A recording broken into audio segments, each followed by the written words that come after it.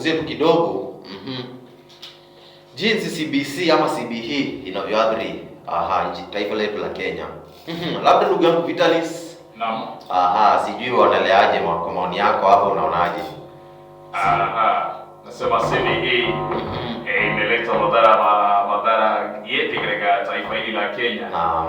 Kwa mpenzi msikilizaji ambaye anauliza kwamba CBE ni nini, nasema kwamba CBE ni mfumo wa elimu ya kiumilisi ambayo imeletwa na serikali kupitia Wizara ya Elimu baada ya kufutilia mbali ule mfumo uliokuwepo wa 844 uliodumu kuanzia mwaka 1985. Na ni mfumo ambao nadhani umeanza kuasisiwa miaka mitatu iliyopita.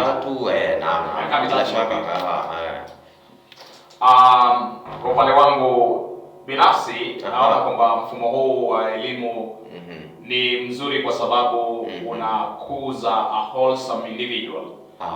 Kwa maana kwamba mwanafunzi anakuzwa kiujumla. Si kama zamani ambapo mwanafunzi angalikuwa mzuri tu katika darasa vile paperwork, lakini inapoenda shughuli zile za kitaaluma analemewa. Kwa sasa hivi unaona kwamba mwanafunzi anaanza kutambuliwa kipaji chake akiwa angali mdogo. Kweli. Ikiwa kwamba yeye ni mzuri pale katika creative arts, utaona pale kwenye sanaa, muziki uko sawa, uchoraji uko sawa, na unaweza kutambua wewe kama mwelekezi, kama mwalimu, unaweza kukuza mtu huyo. Anapomaliza shughuli ile anaweza kuzingatia ile lane yake, maana anashika ile line yake akijua kwamba mimi naenda kusomea creative arts and sports. Ukiwa labda mwanafunzi yule ni mzuri katika masomo ya sayansi, nazungumzia mathematics, nazungumzia the integrated science, that is chemistry, biology na physics, na labda pre-technical studies, mwanafunzi yule anakuzwa akijua kwamba mie mfumo ama ile elimu nayochukua ni elimu ambayo inahusiana na mambo ya sayansi. Kwa hivyo anaanza kukuzwa angali mchanga. Tofauti na siku zetu ambapo ungekuta wewe ni mzuri kwa Kiswahili ama wewe ni mzuri kwa Kiingereza, lakini hisabati sitaki kusema wengi, usiseme. Unaambiwa kwamba lazima usome hisabati, unapigwa mijeledi kama punda. Sasa hayo ni baadhi ya mambo ambayo yanazuliwa kupitia CBE, kwamba wewe unazingatia ile sehemu ambayo is your stronghold and you actually work for it as early as possible. Labda ndugu yangu Vitalis. Sasa unajua kwa kawaida kitu kina uzuri na alafu kina ubaya wacho.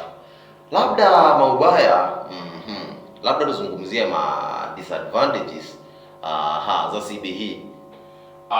Sawa bwana Steve, unajua ulivyosema kwamba uzuri wa nini, unasema kwamba uzuri wa mkakasi kumedhani kipande cha mti. Unaangalia CBE ni mfumo mzuri zaidi unapozingatia upande ule wa mwanafunzi. Lakini unapoangalia upande wa mzazi, sisi kama wazazi ama wewe kama mzazi, mpenzi msikilizaji, popote pale ulipo, unapata kwamba inakuwa ni changamoto kwa sababu unapoangalia wazazi wote ni wa matabaka tofauti. Kuna wale wa matabaka ya chini, kuna wale matabaka ya juu.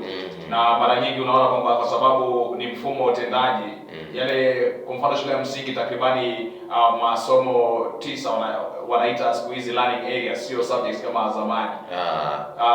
Vile learning areas 9 unapata kwamba labda learning areas 5 wanafanya zile practicals. Hizo practicals haziji bure. Hizo practicals kwa mzazi anaitishwa kuku. Mzazi anafika jioni, labda usiku, kwa wale ambao wameenda kusakura kutafutia watoto. Unaambiwa asubuhi ukiamka kwamba dadi walisema wanahitaji kuku. Wanahitaji uzi wa kushona. Kwa hivyo unajiuliza kwamba ulikuwa unalala ukiwa na uzi pale pembeni ama inakuwa kuaje? Kwa hivyo inakuwa ni changamoto kubwa. Changamoto la pili pia ni upande wa walimu. Unajua CBE ilivyoasisiwa, wengi wa walimu hawakuwa wameandaliwa ipasavyo. Kwa hivyo wanafanya